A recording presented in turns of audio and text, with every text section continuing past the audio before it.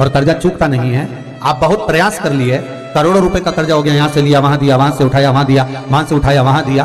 तो निवेदन है, कभी मौका लगे कर्जा मुक्ति के लिए सारे वृक्षों में अगर कोई श्रेष्ठ वृक्ष माना गया है तो वो बट का वृक्ष माना गया महाराज। इसलिए प्रशासनिक कार्य के लिए, मानसिक टेंशन में, परेशानियों में बटकेश्वर महादेव का स्मरण किया जाता है। और यदि निवेदन करूंगा बहुत ज्यादा, यदि आपको कर्जा हो गया, बहुत ज्यादा कर्जा हो गया और वो कर्जा चूक ही नहीं रहा, तो थोड़े दिन बड़ के पेड़ के नीचे आप बटकेश्वर महादेव के लिए 1 लोटा पानी, उसमें थोड़ा सा पिसा हुआ चावल पीस के गला लेना चावल को और पीस लेना, पीस के उस पानी में मिला लेना और मिलाकर उसमें थोड़ी सी हल्दी पीसी हुई डालकर बटकेश्वर महादेव के नाम से बड़ के पेड़ के नीचे अपनी कामना कर कर जो कर्जा हुआ है उस कर्जे का भान देते हुए, स्मरण देते हुए छोड़ दीजिए महाराज।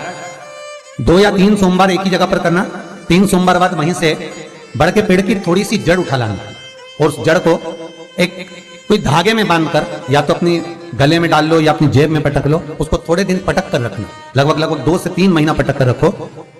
वो जड़ जैसे बड़ का पेड़ विस्तार होता है, पानी गिरे ना गिरे, जल वृष्टि हो ना हो, गर्मी पड़े ना पड़े, उसको कोई फर्क नहीं पड़ता, बड़ का वृक्ष आप रूप फैलता जाता है, उसकी जड़ें अपने आप प्रबल होती है। उसी तरह ये बटकेश्वर महादेव कहीं से भी अगर जड़ आपके पास में रखी है 1 महीना 2 महीना 3 महीना तक, तो ये जड़ अपने आप लक्ष्मी को पकड़कर खींच कर लाती है और कर्जे से मुक्त कर दे।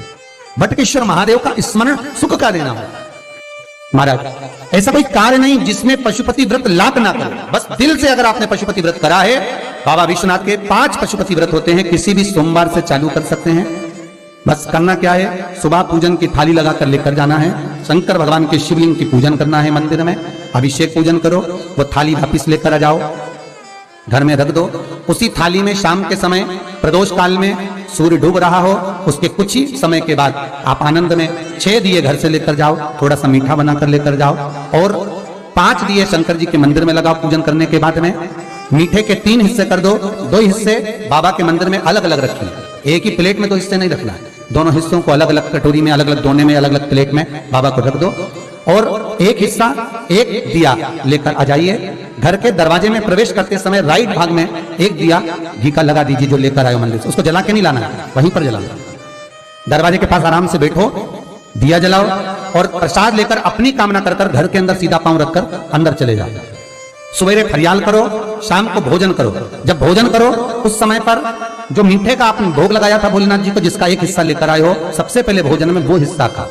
प्रसाद का जो हिस्सा लेकर आए हो उसमें से किसी को वो हिस्से में से प्रसाद नहीं देना, चाहे घर में बच्चे हों चाहे बड़े हों।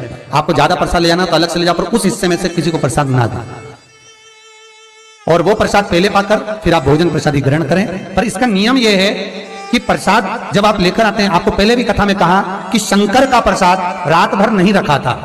जितनी जल्दी आप प्रसाद का हिस्सा लेकर आए हैं, आधे घंटे के अंदर, पौन घंटे के अंदर आपको वो प्रसाद पाना है और भोजन करना ही है। ये नहीं कि सब आएंगे, इंतजार कर रहे हो, 10 बज गई 11 बज गई, प्रसाद आपका इंतजार कर रहा है। जो प्रसाद है वो आपकी प्रतीक्षा कर रहा है, आपकी बाट जो रहा, आपका इंतजार कर रहा है। ये नहीं होना चाहिए महाराज। कितना सुंदर कहा है शास्त्रों में कि केवल एक देव अधिदेव महादेव एक ऐसे होते हैं जिनका प्रसाद रात भर नहीं रखा था। कहां से लिया है? प्रसाद लाकर ताजा रहता है जब तक आप पाते हैं, फिर वो फ्रिज में रख देते हैं। फ्रिज में रखा रखा, किसी ने खाया नहीं खाया, जितने समय तक फ्रिज में प्रसाद रखा रहता है वो इंतजार करता है कि कोई मुझे प्रसाद भक्षण करे। प्रसाद का मतलब होता है प्रभु का साक्षात दर्शन। प्रसाद का मतलब यही है, प्रसाद प्रभु का साक्षात दर्शन। वो रखा रखा जब ज्यादा समय हो जाता है तो घर में वो कष्ट प्रदान करने लगता है। हमेशा याद रखो, प्रसाद जैसे ही आए उसका सही समय पर उसको पाओ। रखे हुए प्रसाद पड़ा हुआ है, फ्रिज में रखा हुआ है, बेटा खाएगा, बहू खाएगा, ये खाएगा, वो खाएगा, फिर धीरे धीरे वो बद्दुआ देना प्रारंभ कर देता है, जिससे घर में बड़ी बीमारी फैलने लगती है, बड़ा रोग आने लगता है। तो लोग सोचते हैं हमारे घर में ना तो हम कोई नशा करते हैं, ना हम कोई चीज खाते हैं, ना हम बाजार का खाते हैं, फिर रोग कहां से आता, फिर बीमारी कहां से आती? अर्थात वो बद्दुआ देता है। उसका प्रयोग करो, समय पर करो, समय पर पाओ। कई लोग कहते हैं महाराज जी हमारे ये बीमारी कहां से आ गई, जरा पत्रिका में तो कोई बीमारी नहीं दिख रही, हमने तो सबसे पूछा ये बीमारी का योग ही नहीं है, फिर बीमारी कहां से आई? ना तो हम कोई व्यसन करते हैं, ना कोई मद्यपान करते हैं, ना कोई मांसाहार, फिर ये बीमारी कहां? उसका कारण है कि तुम उस प्रसाद का लाकर महीनों तक पड़ा हुआ इंतजार कर रहे हो, खाएंगे खाएंगे, आखिरी में फिर वो काम वाली को दे दिया। काम वाली इतनी चतुर आज के जमाने की, बासी माल खाएंगे पटक।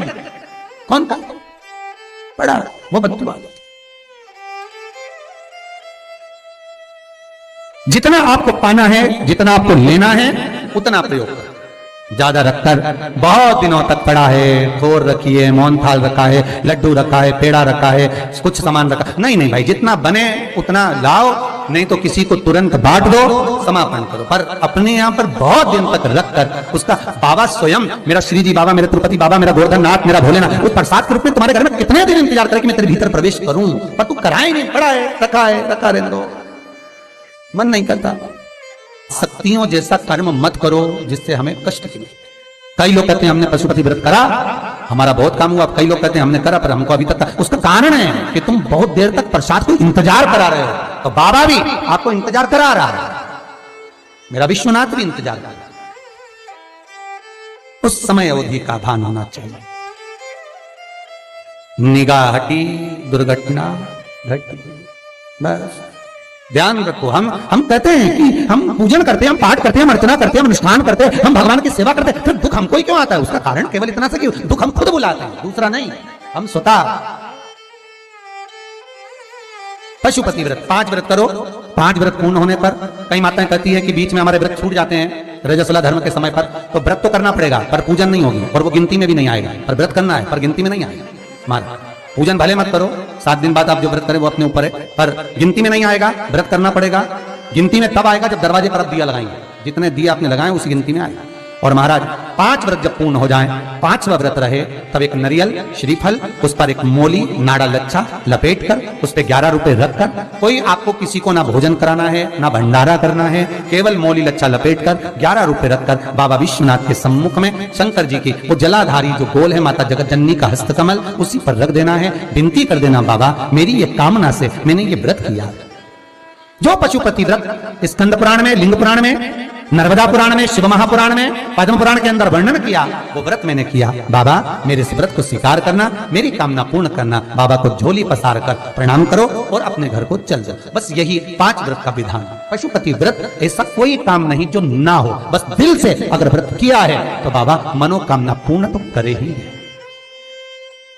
मनोकामना आप हमारे घर के, चाहे घर की धर्मपत्नी हो, चाहे भांजे हो, कोई प्रॉब्लम होती है मुझसे कह देते पशुपति व्रत कर हो जाए। बस पशुपति व्रत में आपका भाव शुद्ध होना चाहिए। निर्मल चित्त निर्मल मन सो मोहि पावा, मोहि छल छिद्र कपट ना भावा। निर्मलता के भाव में भगवान मिल सकता है। और फिर निवेदन करूंगा, 1 लोटा पानी चढ़ाओ ना चढ़ाओ, पर बाबा से दिल से आप मिलो तो एक बार, दिल से उससे कहो तो। शिव शंकर का पशुपति व्रत केवल संसारिक मनुष्य ही नहीं करता, ये पशुपति व्रत देवता भी करते हैं। देवता शिव साधारण नहीं है महाराज, उसका स्मरण मात्र। मां पार्वती कोई बेसन का, आटे का उपटन नहीं लगाती थी। मां पार्वती गाय के गोबर को अपने तन पर लगाती थी। उस गोबर का उपटन जो निकाला गया, उससे एक पुतला तैयार करा जिसको गणेश जी कहा गया। इसलिए हमारे हिंदू धर्म में लोग कहते हैं गोबर गणेश। माता पार्वती ने अपने तन पर से जो उपटन निकाला था, वो गाय का जो गोबर मां पार्वती अपने तन पर लगाती थी, उस गोबर से जो उपटन बना, उस उपटन का गणेश निर्माण हुआ, वही गोबर गणेश कहलाता है। शादी ब्याह में आज भी गोबर गणेश को पूजा जाता है। शंकर को आधा चावल का दाना नहीं चढ़ता, आपको मालूम होगा। शंकर को आधा चावल का दाना नहीं चढ़ता। शंकर को फूटा हुआ नारियल नहीं चढ़ता। शंकर को खंडित बेलपत्र नहीं चढ़ती। शंकर को टूटा हुआ फल नहीं चढ़ता। शंकर को अगर किसी ने एक केले के 2 टुकड़े कर चढ़ा दिए तो वो चढ़ेगा नहीं। शंकर को अगर एक सेब में से 2 टुकड़े कर चढ़ा दिए चढ़ेगा नहीं। शंकर को नारियल फोड़ कर चढ़ा दिया वो चढ़ेगा नहीं। शंकर को बेलपत्र खंडित चढ़ा दी चढ़ेगी नहीं। शंकर को टूटा हुआ चावल चढ़ाया चढ़ेगा नहीं। अर्थात शिव महापुराण की कथा कहती है कि शंकर को आधा चाहिए ही नहीं, शिव को पूर्ण समर्पण चाहिए, तब शंकर प्रसन्न होगा। शिव जब प्रसन्न होगा जब आपकी पूर्णता रहेगी। इसलिए चावल का दाना भी आखा, श्रीफल भी आखा, फल भी आखा, केला भी आखा। जो तुम दे रहे हो भगवान को भले मत दो, पर जो देना है वो आखा ही देना, पूर्ण समर्पण। अब आधा मन तो यहां लगा, आधा मन वहां लगा, तो भगवान कैसे मिलेगा? भगवान को पाने के लिए मन भी पूर्ण